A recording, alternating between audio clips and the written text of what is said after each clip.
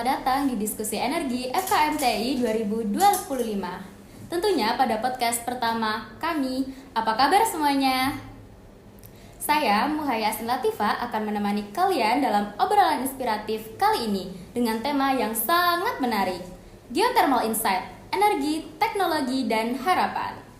Kalian pasti tahu bahwa Indonesia dikenal sebagai negara yang berada di Ring of Fire dengan potensi panas bumi yang sangat besar. Bahkan, Indonesia merupakan salah satu negara dengan cadangan panas bumi terbesar di dunia. Energi panas bumi atau geothermal ini tidak hanya penting untuk mendukung transisi energi bersih, tetapi juga memiliki peran strategis dalam memperkuat ketahanan energi nasional dan mengurangi ketergantungan kita pada energi fosil. Baik, hari ini kita akan membahas mendalam tentang bagaimana teknologi geothermal bekerja, tantangan yang dihadapi, dan tentunya harapan besar yang bisa kita raih untuk masa depan energi Indonesia. Jadi, siapkan diri kalian karena obrolan kali ini pasti akan penuh insight keren dan inspiratif. Untuk menggali lebih dalam tentang tema kita hari ini, kita beruntung banget bisa menghadirkan seorang narasumber yang sangat ahli di bidang energi terbarukan khususnya geothermal. Beliau adalah dosen sekaligus peneliti yang sudah banyak berkecimpung dalam pengembangan dan riset teknologi panas bumi. Yang sangat kami hormati Ibu Siti Dia Ayu Febriani, SSI, MSI. Selamat datang Ibu Dia di diskusi energi FKMTI. Ya. Terima kasih Ibu sudah meluangkan waktunya untuk hadir bersama kami. Bagaimana kabarnya Ibu hari ini? Alhamdulillah sehat. Sehat ya Ibu. Pak Moya gimana? Sehat, alhamdulillah. Baiklah Bu Dia, sebelum kita memulai lebih dalam, teman-teman ingin berkenalan nih Bu, apa itu energi panas bumi dan mengapa energi ini dianggap penting untuk masa depan ketahanan energi Indonesia? Oke, baik. Energi, kalau kita berbicara tentang energi terbarukan, salah satu pilarnya itu kan energi panas bumi atau dengan istilahnya kan istilahnya itu geothermal. Kita kenal geothermal berasal dari kata geo itu bumi, thermal itu panas bumi. So, secara sederhananya geothermal atau panas bumi itu berasal dari energi yang berasal dari panas yang diasosiasikan dengan kegiatan vulkanik, di mana di sana ada magma. Kita ketahui bersama bahwasanya bumi di bawah permukaan bumi kita itu terdapat lapisan-lapisan seperti kue lapis. Bagaimana terjadinya panas bumi itu? Kalau secara sederhananya kita dapat menggambarkan sebuah reservoir. Di sana ada reservoir yang dipanaskan melewati magma atau batuan panas uap airnya sehingga nanti bisa dimanfaatkan untuk kegiatan direct use atau indirect use. So, apa tadi pertanyaan kedua, mengapa? Iya, mengapa? Mengapa? Kalau dikatakan mengapa energi ini penting dalam ketahanan energi Indonesia? Kenapa ini dikatakan penting? Energi geothermal itu menjadi penting untuk kita, apalagi kita generasi muda ya, generasi penerus, generasi yang penuh inovasi. Kita itu energi geothermal itu lebih stabilisasinya lebih tinggi dibandingkan energi terbarukan yang lain. Dia tidak bergantung dengan cuaca seperti surya ya. Kalau surya kan bergantung dengan cuaca, iradiasi matahari, kalau mendung dia akan turun. Nah, energi geothermal ini dia bisa kita manfaatkan 24 jam full gitu lah. Panas bumi dia terus akan mengalir tidak bergantung dengan cuaca. Terus stabilisasinya oke. Terus kita tahu bersama kalau bagian dari energi terbarukan itu dia akan pasti menurunkan GRK, gas rumah kaca, yang merupakan bagian dari SDGs ya, kita ketahui bersama sustainable goals-nya kita.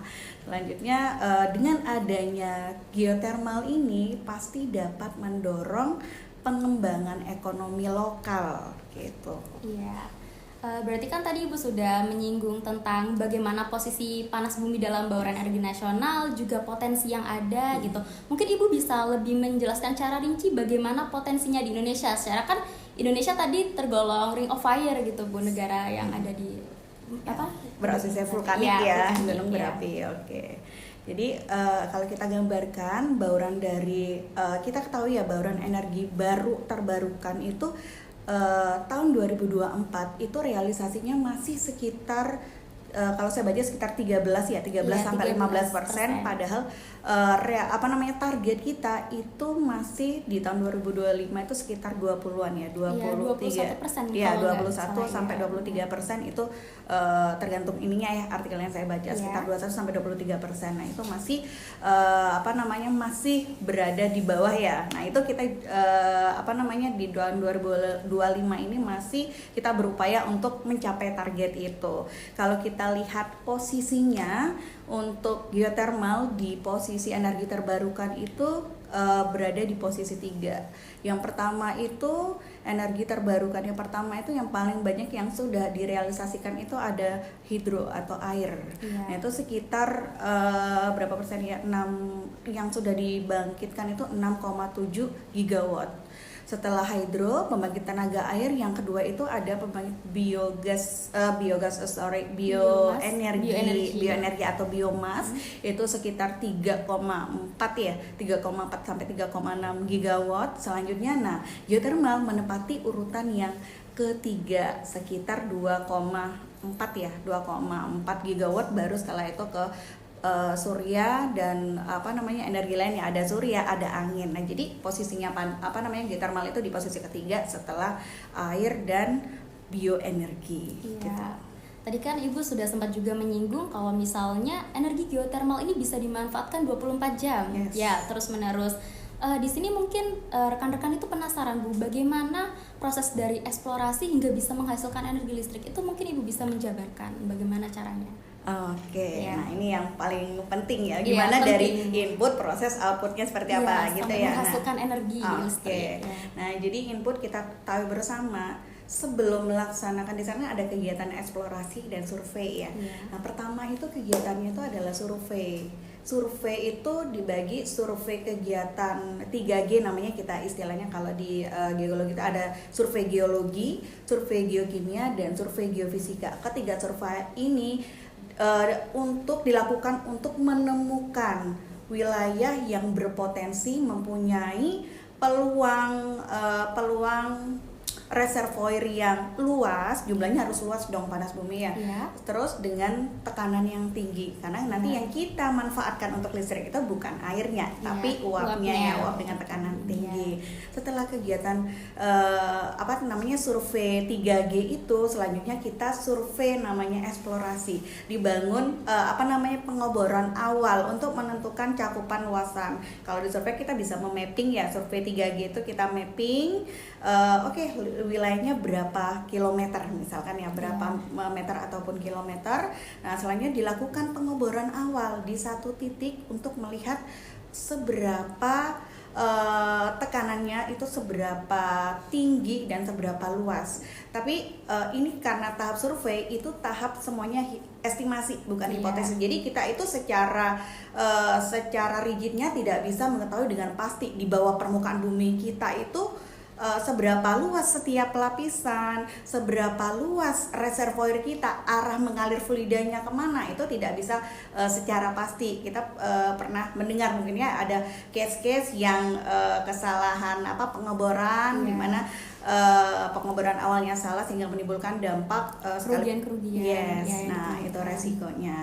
Nah, tapi secara sederhananya setelah kegiatan survei kita pengoboran, selanjutnya dari pengeboran itu kita dapatkan kan uap ya di beberapa itu. Jadi sistemnya itu ada dry steam sama wet steam. Jadi ya basah yang masih, kalau dry kan masih uapnya itu murni uap. Nah, kalau yang wet itu kan dia masih campuran dengan air gitu ya, masih dua fase dianya. Setelah uap, kalau kita menggunakan saya kasih contoh dry aja ya.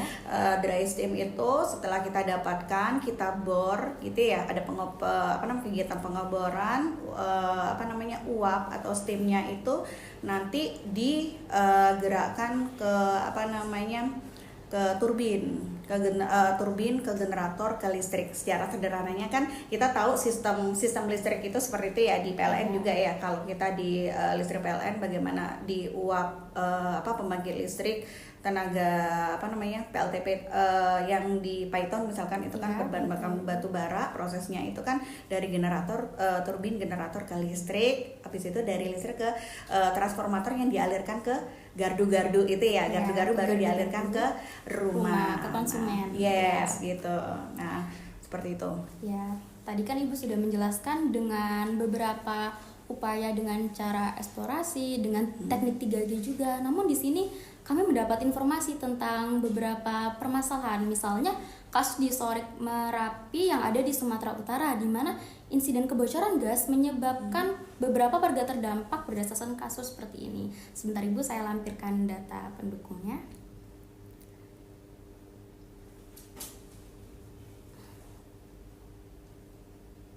Nah Ibu, seperti yang bisa Ibu lihat di sini, karena pembangkit tenaga panas bumi, masyarakat jadi was-was karena ada yang terkena dampak kebocoran gas gitu Bu. Oke. Gasnya apa tadi, H2S ya? Iya. H2S.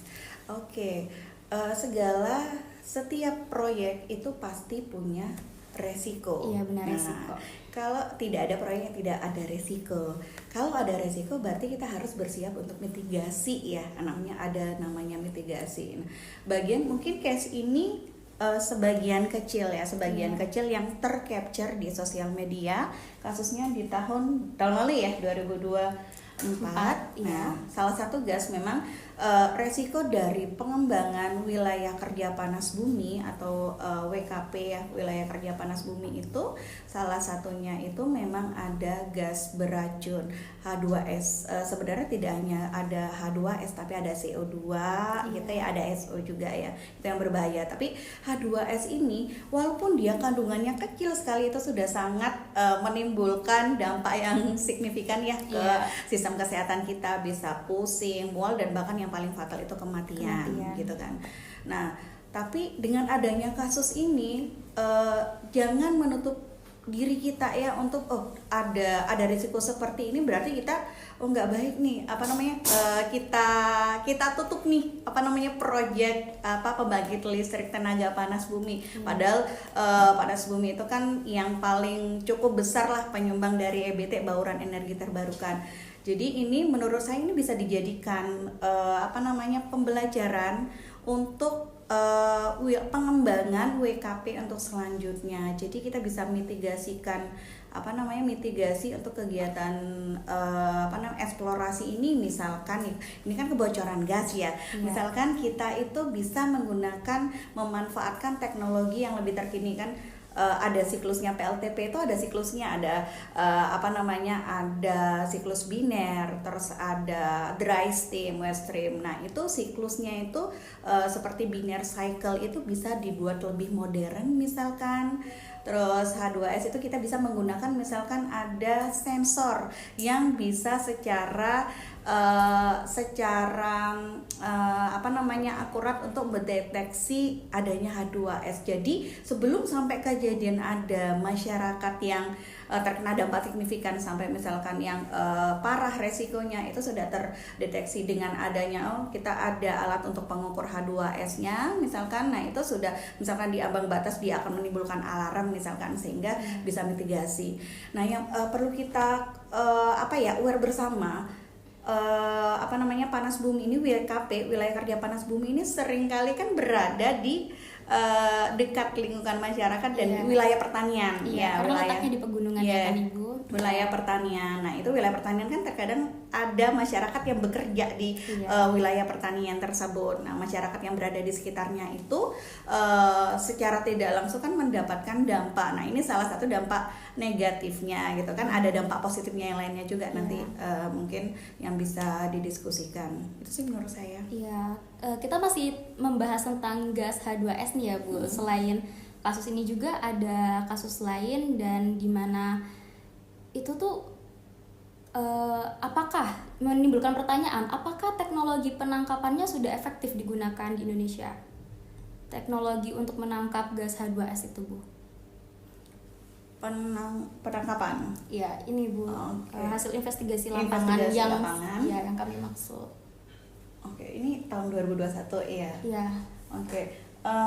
investigasi lapangan paparan gas Iya. H2S. Kalau ini masih investigasi pengumpulkan ya, berarti hanya Iya. membaca. Ya kan yang di tahun 2024 tadi kan yang sampai menimbulkan korban. Nah ini tahap investigasi di tahun 2021-nya Ibu. Oke. Ya. Kalau menurut saya investigasi ini kan bagian dari mitigasi ya, mungkin ya. Iya. Investigasi dari H2S ini sudah cukup efektif, tapi akan lebih efektifnya itu di beberapa WKP itu ya ada konversi konversi dari H2S itu namanya abonemen AB sistem kalau tidak salah ya Mbak, istilahnya itu dia merubah si H2S itu menjadi sulfur ya biasanya ya. Nah itu yang bisa dilakukan di beberapa WKP, menurut saya itu yang lebih concern, yang lebih menimbulkan dampak yang lebih baik ketika kita merubah. Nah tapi ini kan tidak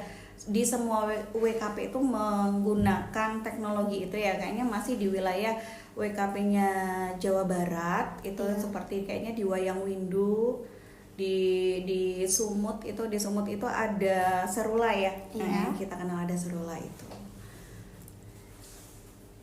Ya, untuk berbicara tentang semua ini kan Bu, di mana ada peluang pasti ada tantangan kan Bu. Terlepas dari semua hal dampak negatifnya, tentu banyak dampak positifnya. Untuk selain berbicara tantangan Ibu, selain di aspek sosial dan ekonomi, menurut Ibu biaya investasi yang digunakan untuk pembangkit tenaga panas bumi ini cukup tinggi atau tidak Bu? Dan bagaimana tentang investasi yang tinggi, apakah mendapatkan manfaat yang setimbang atau tidak menurut Ibu? Oke. Hampir semua di bauran energi terbarukan itu kita berbicara investasi pasti semua di awal investasinya tinggi, termasuk panas bumi gitu ya. Permasalahan fundamental untuk pembangunan dari WKP wilayah kerja panas bumi ini biasanya yang permasalahan utama itu di perizinan. Jadi di sini kan harus berasosiasi, berkoneksi antara pemerintah, investor dari swasta ataupun dengan masyarakat. 3 pilar itu akan tidak bisa kalau tidak saling terkoneksi, tidak akan berjalan dengan baik. Seperti contoh di daerah kita ya dekat dengan sekarang WKP-nya si Ijen geothermal itu pembicaraan akan eksplorasi Ijen itu ada sejak tahun 2012-an sampai sekarang di 2025 ya. Baru, dan itu belum dikomersialisasikan ya oleh salah satu PT. Nah itu kan terkendala di perizinan. Kalau masalah investasi itu kan bisa mengambil dari investor-investor ya, beberapa investor sebenarnya investor itu kita guidance investor itu perusahaan itu sebenarnya mereka itu mau, swasta itu investor tuh mau, tapi terkendala kadang perizinan dari pemerintah daerah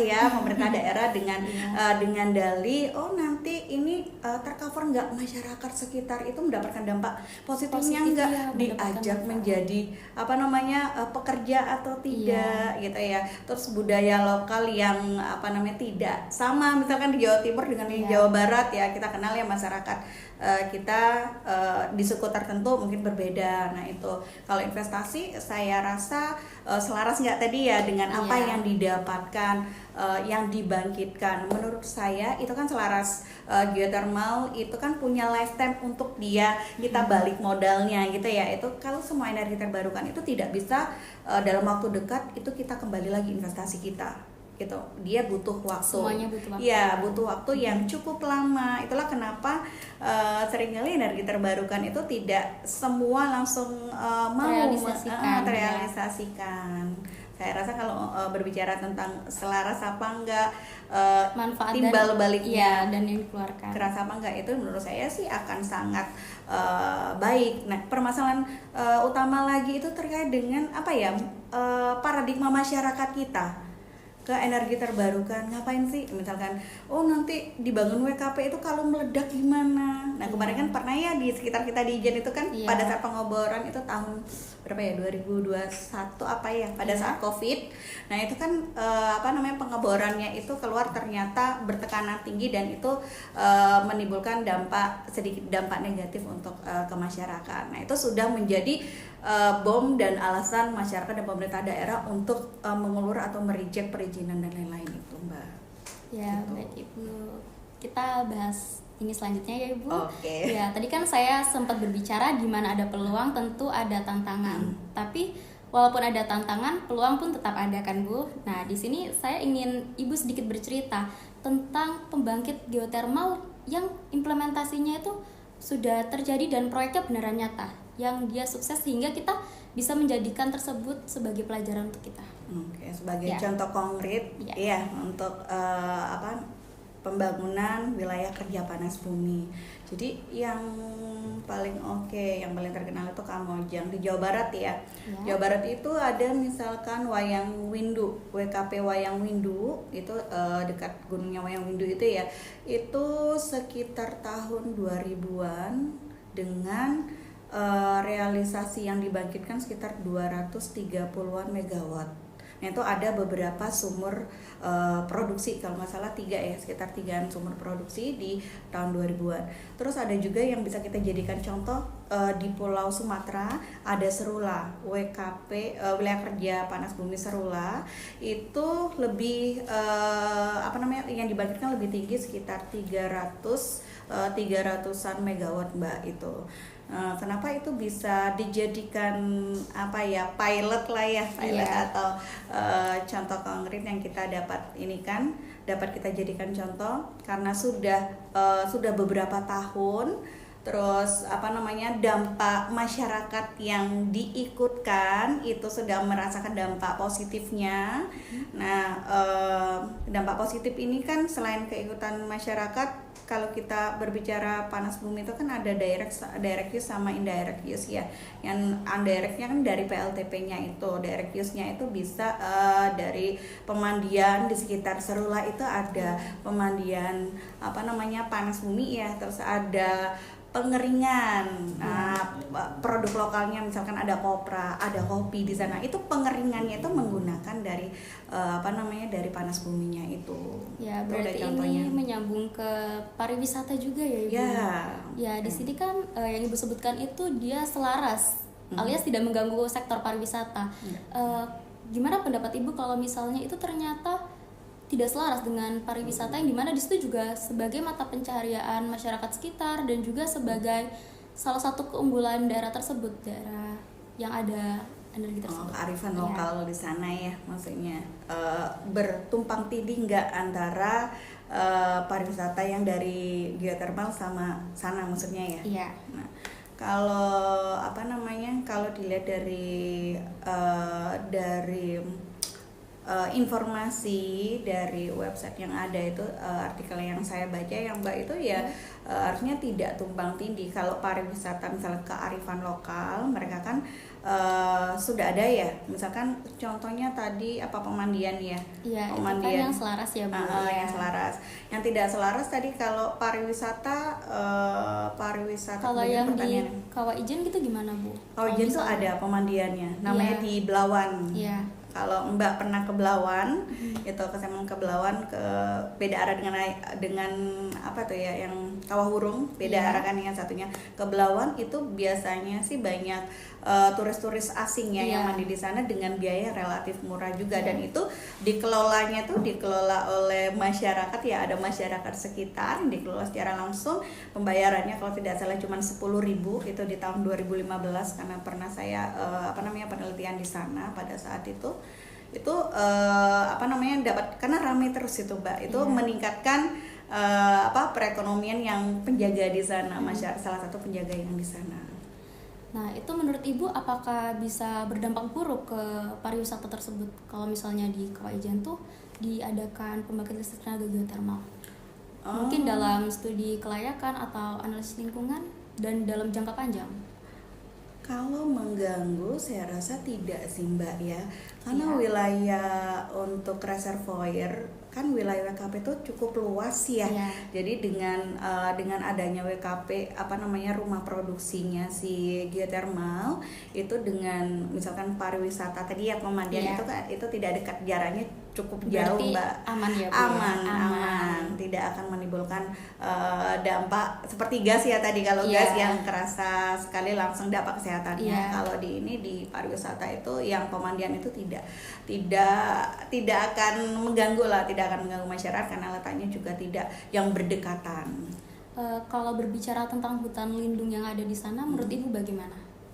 Hutan lindung ya sama ya di Iya. beberapa WKP juga ya pasti Karena di akan pegunungan merusak pasti kehutanan. ya merusak Nah, kehutanan. kalau di Ijen itu kan ada perkebunan PTPN ya, kalau tidak salah kalau PTPN milik swasta Iya. ya, BUMN. Perhutani Ke- mungkin Ibu.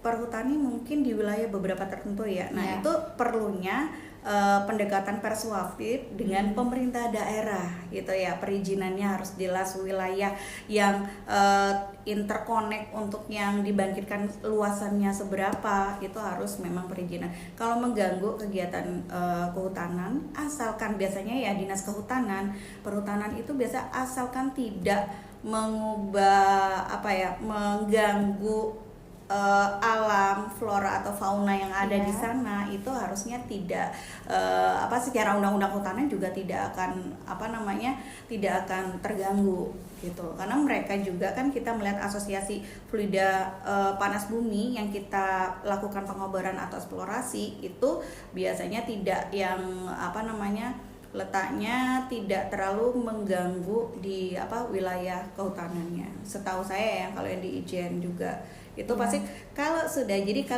diizinkan, sudah ada operasional atau sudah ada produksinya berarti itu sudah melewati perizinan. Sebelum diizinkan sudah pasti itu di cek and recheck yang Mbak ya, undang-undang kehutanan. Saya tidak hafal ya undang-undang kehutanan apa saja yang bisa diakomodir atau di ACC lah, ini yang boleh, ada yang tidak boleh, kan ada aturan-aturan tertentu. Tapi secara umumnya itu tidak mengganggu menurut saya.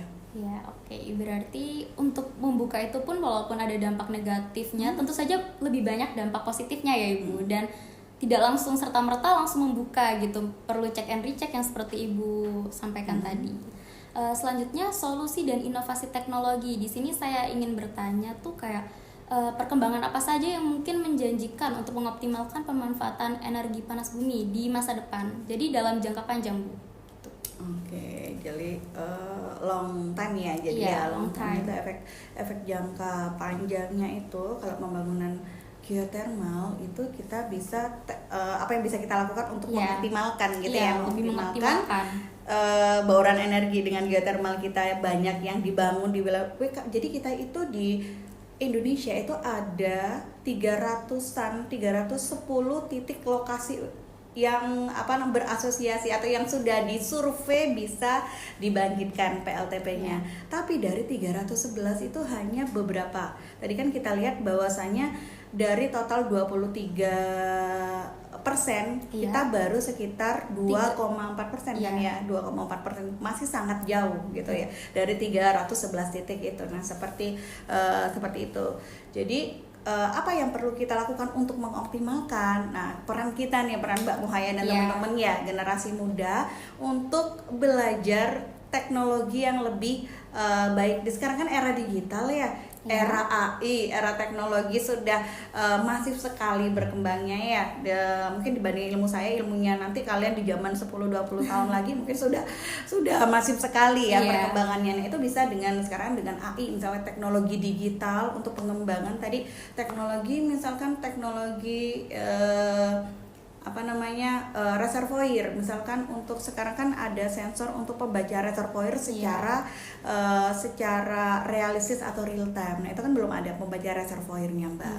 Nah, itu bisa kita misalkan masuk ke ranah situ. Jadi geothermal itu kan ada yang tahap eksplorasi, ada yang eksplorasi sama yang awal. Nah, itu kita bisa meningkatkan dengan teknologi sih secara sederhananya kita dengan teknologi itu sih Mbak. Ya, mungkin pemantauan secara web, secara real time gitu ya. Reservoirnya sama tadi gas ya, Iya, gas H2S-nya ya, mungkin itu kita bisa bikin sensor gasnya ya Bu. sensor yang- gasnya untuk kita Iya. ubah jadi untuk gas yang tidak beracun tadi ya. Iya. Gitu. Baik, terima kasih banyak ya Ibu atas pembicaraan kita yang sangat seru dengan Ibu Dia, seorang ahli dan dosen di bidang teknik energi terbarukan. Terima kasih banyak sekali lagi Ibu sudah menyempatkan hadir dan berbagi pengetahuan yang luar biasa kepada kita semua. Dan tentunya terima kasih juga kepada para pendengar podcast kami ini. Jangan lupa ajak teman-teman kalian untuk mendengarkan podcast di YouTube kami agar semakin banyak orang yang peduli dan paham tentang energi terbarukan. Saya Muhaya, pamit undur diri dan sampai jumpa di kesempatan berikutnya. Tetap semangat untuk terus mendukung energi bersih dan untuk masa depan Indonesia. Boleh jargon dulu ya Ibu? Boleh. Ya.